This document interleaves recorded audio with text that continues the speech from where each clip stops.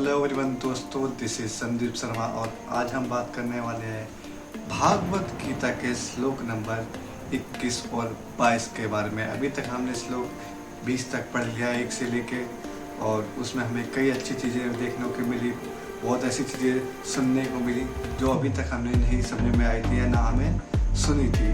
अगर आपको वो चीज़ जाननी हो तो प्लीज़ मेरे प्रीवियस वीडियो में जाके उसको आप चेकआउट कर सकते हैं कि उसके अंदर क्या ऐसी लिखी।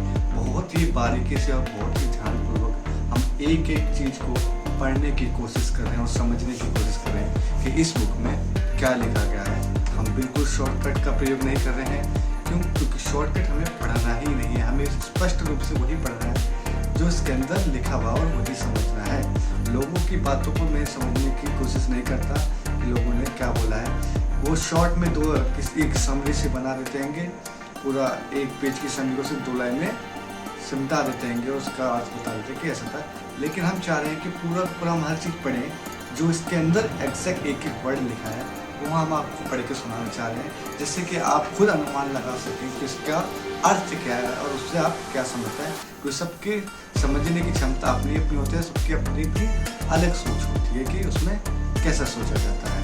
हर चीज़ के 2-3 पहलू होते हैं, तो सबके अपने अपने पहलू होते हैं।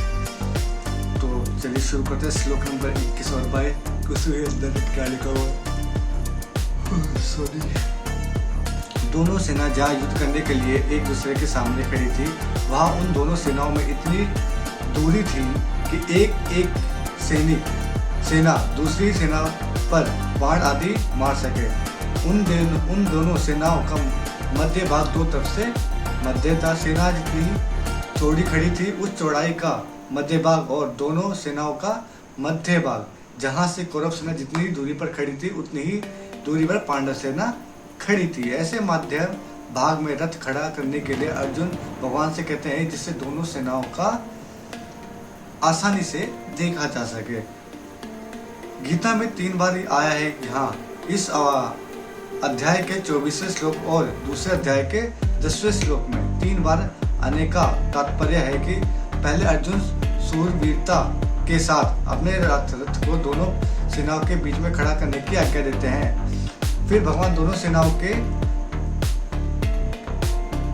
बीच में रथ को खड़ा करके कुरुवंशियों को देखने के लिए कहते हैं और अंत में दोनों सेनाओं के बीच में विषादमान मग्न अर्जुन को गीता का उपदेश देते हैं। इस प्रकार पहले अर्जुन में सूरवीरता थी, बीच में कुटुंबियों को देखने से मोह के कारण उनकी युद्ध में उपायता हो गई और अंत में उनको भगवान से गीता का महाज्ञान उपदेश प्राप्त हुआ, जिससे उनका मोह दूर हो गया। इससे यह भाव निकलता है कि मुझसे जहाँ कहीं और जिस किसी परिस्थिति में स्थित है वहीं रहकर वह प्राप्त परिस्थितियों का सदुपयोग करके निष्काम हो सकता है और वही उसको परमात्मा की प्राप्ति हो सकती है। परमात्मा की संपूर्ण परिस्थितियों में सदा एक रूप से रहते हैं।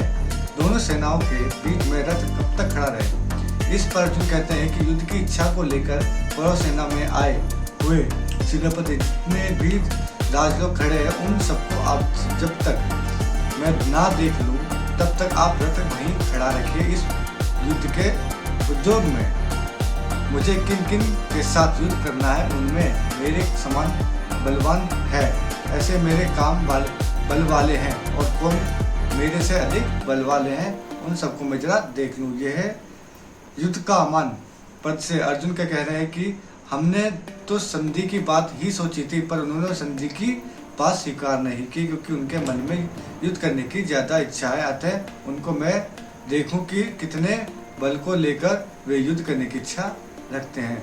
तो यहाँ श्लोक नंबर 21 और 22 समाप्त होता है। इस श्लोक में लिखा गया है कि कैसे अर्जुन रथ को दोनों सेनाओं के मध्य में बीच में भगवान से कहते हैं खड़ा करने के लिए, ताकि वो दोनों सेनाओं के योद्धाओं को बहुत ही अच्छी तरीके से देख सके और समझ सके कि वो युद्ध करने के लिए क्यों खड़े हैं और किस बल से खड़े हुए हैं। क्योंकि वो तो सिर्फ युद्ध को टालने की ही सोच रहे थे, लेकिन ये लोग जो युद्ध करने के लिए आए हैं किस बल से आए युद्ध की इच्छा लेके, उस चीज़ को देखने के लिए उन्होंने दोनों सेनाओं के बीच में रथ को रोका। ये दोनों श्लोकों का अर्थ है इसके अंदर। तो ये श्लोक यही समाप्त होता है। कल हम स्टार्ट करेंगे श्लोक नंबर 23, जिसके अंदर हम देखेंगे क्या होगा। अगर आपको वीडियो अच्छी लगती तो प्लीज़ वीडियो को लाइक, शेयर एंड सब्सक्राइब कर दीजिएगा चैनल को, और मिलते हैं नेक्स्ट डे पे। Thank you.